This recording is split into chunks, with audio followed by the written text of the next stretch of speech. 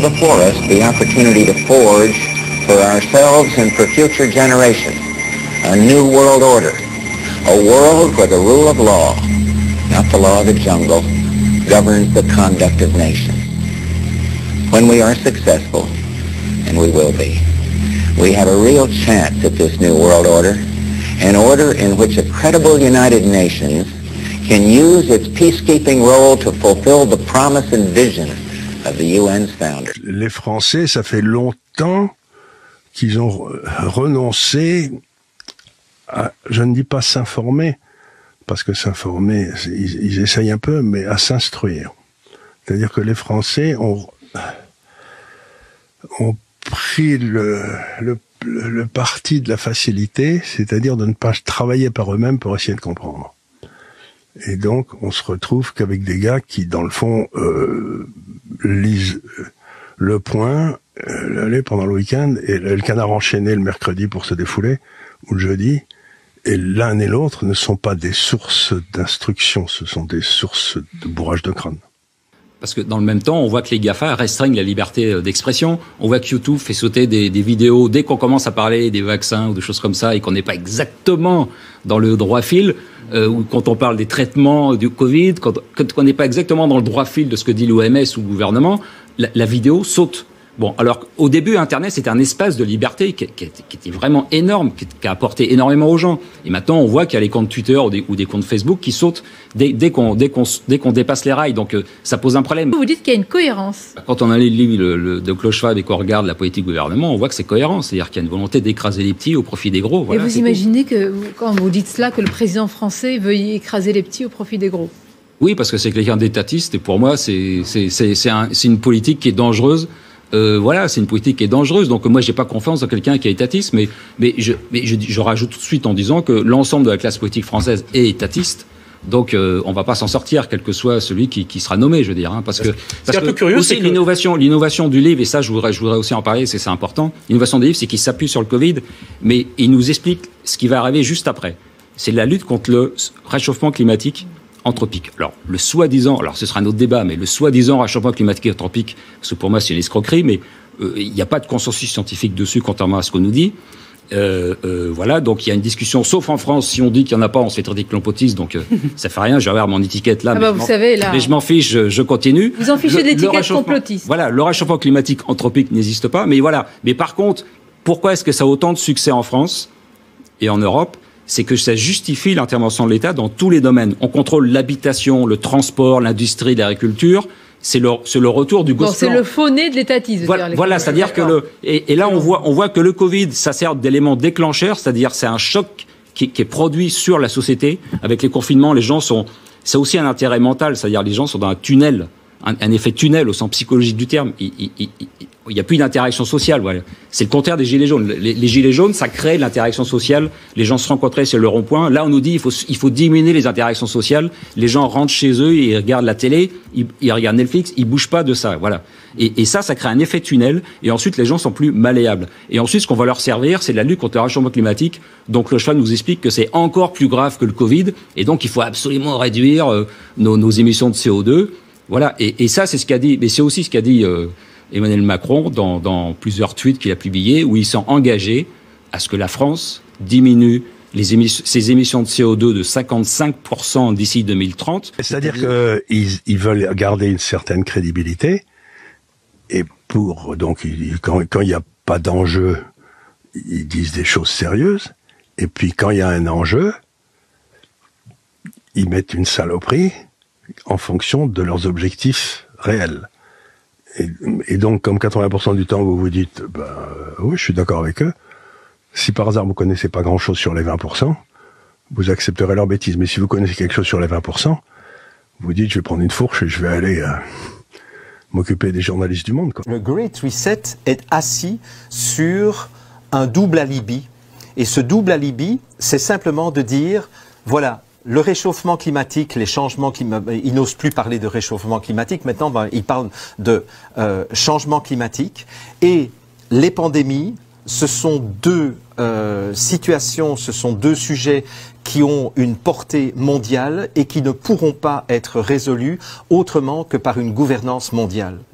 Donc on est en train de créer deux faux problèmes. Il n'y a pas de problème climatique, il y a des problèmes de pollution, mais il n'y a pas de problème climatique, il n'y a pas de problème de pandémie, il n'y a jamais eu de pandémie parce que maintenant on commence à avoir tous les chiffres de 2020 et on se rend compte qu'il n'y a pas eu plus de morts en 2020 qu'en 2019 ou en 2018 dans la population de moins de 75 ans. Les données qui sont véritablement importantes, ce sont les données biométriques de l'intérieur de votre corps. C'est le point clé. La grande invention sera le capteur biométrique. Quand les gens vont commencer à porter des capteurs biométriques sur ou dans leur corps, tout le temps, cela va être vraiment le déclenchement de cette révolution. Et pourquoi est-ce que les gens accepteraient de porter des capteurs biométriques sur leur corps et de donner ces données au gouvernement ou aux entreprises? En raison de la santé. On va leur promettre avec de bonnes raisons que si vous acceptez ça, nous pouvons identifier par exemple le cancer quand il en est qu'au tout début. Et c'est très facile de s'en occuper. Nous pouvons immédiatement identifier à quel moment il y a une épidémie qui se répand et isoler les premiers qui sont atteints et arrêter l'épidémie. C'est pas un mensonge. Ils vont être capables de fournir des soins de santé nettement meilleurs qu'auparavant. Et ça va convaincre la plupart des gens à abandonner leur vie privée en échange. Très rapidement, je pense que nous aurons suffisamment de données et suffisamment de puissance de calcul pour hacker les êtres humains. Vous savez, on discute beaucoup du hackage des ordinateurs, comme les Russes ont hacké les ordinateurs d'Hillary Clinton. Mais ce qui se passe réellement, c'est que nous essayons de hacker les êtres humains. Et comme on a entendu ici précédemment, sur ce plateau, c'est que finalement, les êtres humains ne sont que des algorithmes biochimiques. Et si vous avez suffisamment de données, et si vous avez suffisamment de puissance de calcul, vous pouvez hacker les algorithmes humains. Et à ce moment-là, vous pouvez contrôler et manipuler les gens d'une manière que même Staline et Hitler et les grands dictateurs du XXe siècle n'auraient pas pu imaginer. Beaucoup d'entre nous se demandent quand les choses reviendront à la normale. La réponse est courte, jamais. Ça, c'est ce qu'il dit. Il l'écrit noir sur blanc. Et il dit aussi, au cours des mois et des années à venir, le compromis entre les avantages pour la santé publique et la perte de la vie privée sera soigneusement pesé. Et les gens seront alors disposés à renoncer à une grande partie de leur vie privée et conviendront que dans de telles circonstances, le pouvoir public peut légitimement passer outre les droits individuels. En revanche, vous, dans cette salle, vous allez vivre un âge d'or. Et nous devons créer une société inclusive et trouver le moyen d'éviter qu'il y ait un gigantesque gap. Ce que Harari, dans Homo Deus, appelle des dieux et des inutiles, les dieux, vous, qui maîtrisez, contrôlez, managerez les technologies NBIC, les technologies transhumanistes, et les inutiles, et les gilets jaunes. C'est la première manifestation de ce gap intellectuel insupportable que nous sommes en train de créer entre les winners, les dieux d'Harari, et les losers, les inutiles d'Harari. Il dit, c'est ce qui s'est passé après les attentats terroristes du 11 septembre. Partout dans le monde, de nouvelles mesures de sécurité telles que l'utilisation de caméras généralisées, des cartes d'identité électronique, etc., sont devenues la norme. C'est-à-dire que pour imposer quelque chose que les gens normalement n'accepteraient pas, eh bien, on crée un problème de toutes pièces. Ouais, c'est ça. Et puis, on dit aux gens, ben voilà, si vous voulez sortir de ce problème, on va vous proposer la vaccination, le passeport vaccinal, et comme ça, vous pourrez revenir à une vie en plus grande liberté. Effectivement, dans le Great Reset, ce qu'il dit, si on devait résumer, c'est que pour endiguer la pandémie, ben, il va falloir mettre en place, on n'a pas le choix, entre guillemets, un réseau de surveillance avec reconnaissance faciale, 5G, etc. C'est pour ça aussi que YouTube systématiquement balançait toutes les vidéos qui dénonçaient ou qui faisaient des liens entre la 5G et le Covid-19. Alors, je ne dis pas que la 5G déclenchait sujet, le Covid-19, mais par contre, la 5G, c'est un élément fondamental, c'est un élément central pour installer l'intelligence artificielle, pour installer la robotique, donc le transhumanisme, mais aussi pour surveiller les mauvais citoyens, ceux qui seraient en dehors des clous et qu'on voudrait ramener dans les clous. Donc ça, c'est très clair. Qu'est-ce qu'il pourrait nous inventer? Un truc comme une monnaie numérique où vous avez votre compte en banque qui est ouvert à la Banque centrale, qui sait exactement ce que vous faites en temps réel, et qui dit donc vous avez acheté deux Ferrari le mois dernier, ça va pas du tout, on va vous bloquer votre compte parce que vous foutez la balance commerciale en l'air.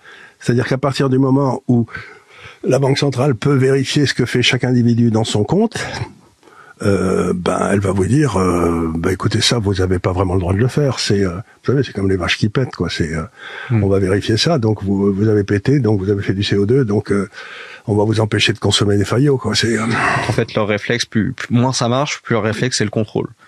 Et moins ça marche dans la monnaie, plus ils vont essayer de contrôler la monnaie à la source même, c'est-à-dire à l'intérieur même de la Banque centrale.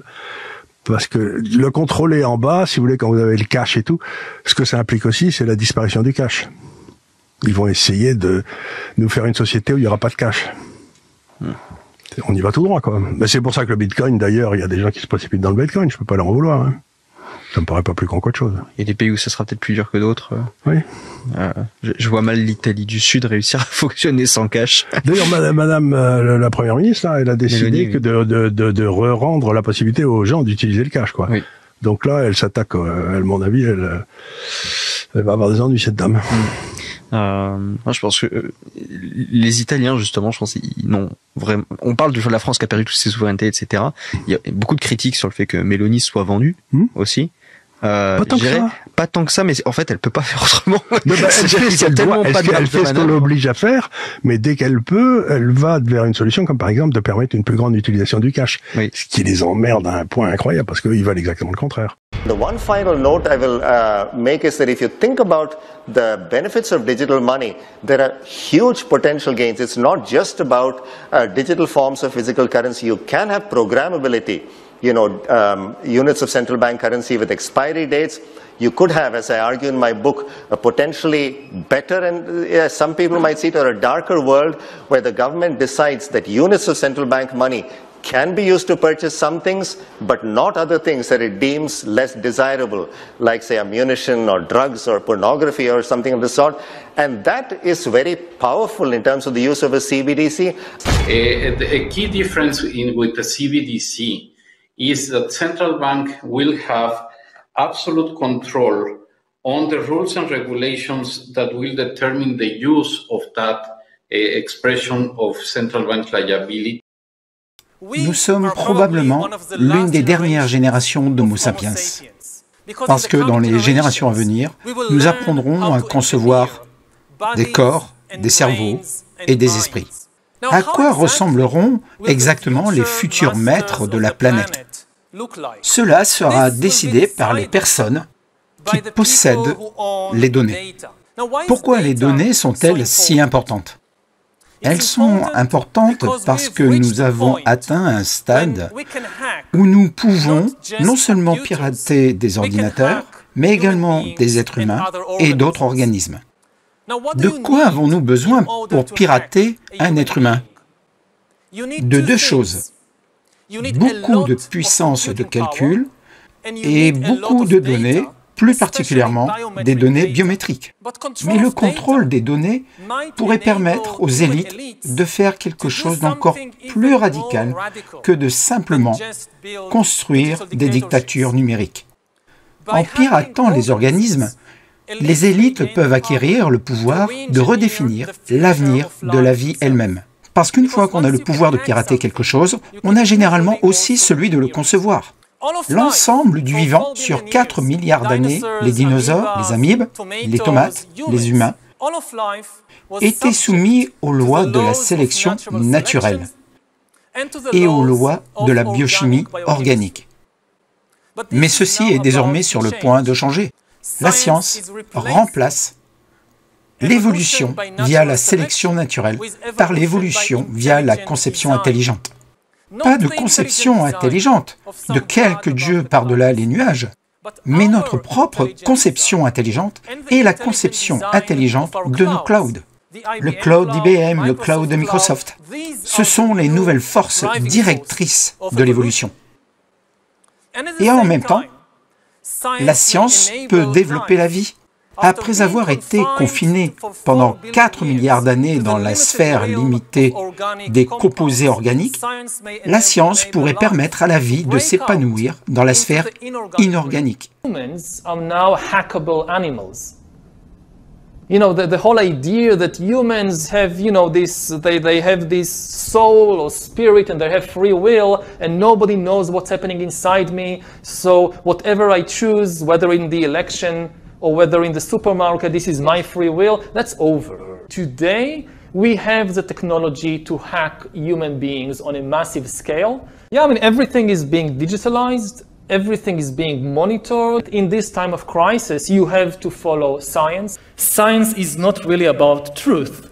It's about power. Vaccine won't help us go the to vaccine the test, of course. Will help us, of course. It will make things, you know, more manageable. Surveillance. People could look back in 100 years and identify the coronavirus epidemic as the moment when a new regime of surveillance took over, especially surveillance under the skin, which I think is maybe the most important development of the 21st century, is this ability to hack human beings, to go under the skin, collect biometric data, analyze it, and understand people better than they understand themselves. This, I believe, is maybe the most important event of the 21st century. By hacking organisms, elites may gain the power to re-engineer the future of life itself. Because once you can hack something, you can usually also engineer it. I don't look into Anthony Fauci's head. I don't look into Bill Gates' head. I don't say he did this because he was greedy or because he was manipulative. I just lay out what they did, and the story speaks for itself. And, you know, it's a story of really of people involved in really terrible, terrible, immoral, homicidal, criminal behavior. And using a position in government that he had for 50 years without any election to clamp down these totalitarian controls that were not science-based and that everybody now admits there was no science. In fact, yesterday, the chief attorney for FDA admitted that there was no reason. He admitted because he lost the case in court against a doctor, but there was no reason to discourage people from taking ivermectin. Ivermectin was a very, very devastating cure for COVID. It literally obliterated COVID. And, you know, by depriving people of ivermectin, many people, millions of people around the globe died. And they didn't need to. There were cures for COVID from day one, and very effective cures. Right. But they didn't want that. They wanted the vaccine only. And there was a rule. There's a rule, you know, a little-known federal rule that they were all aware of, which said that you cannot issue an emergency use authorization for a vaccine if there is an existing remedy that has already been approved for any use. So if they admitted that hydroxychloroquine or famotidine or ivermectin or any of the 25 existing therapeutic drugs that were very effective against COVID, if they admitted that any of them were effective, the whole vaccine project would have fallen apart. They couldn't have done it. And so they decided that they were going to pretend that there was no cure except for the vaccine. And they gave people a product that was not properly tested, and then now you have a whole generation of kids that has now, you know, got myocarditis, these terrible heart problems in young athletic boys. You're seeing so many kids now drop dead on playing fields, right. And that we never saw anything like this before. On average, it was, I think, 29 a month globally, athletes who died on the field. And we were getting down to hundreds a month now. Right. And You know, and there still has to be a reckoning. The mainstream media hasn't caught up with the science. But the science is out there now, and it's devastating.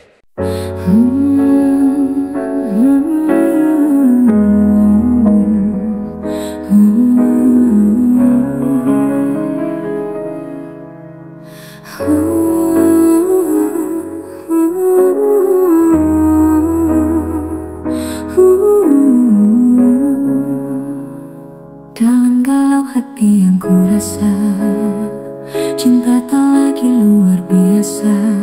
Hanya luka yang selalu kau bawa membuat aku mati rasa.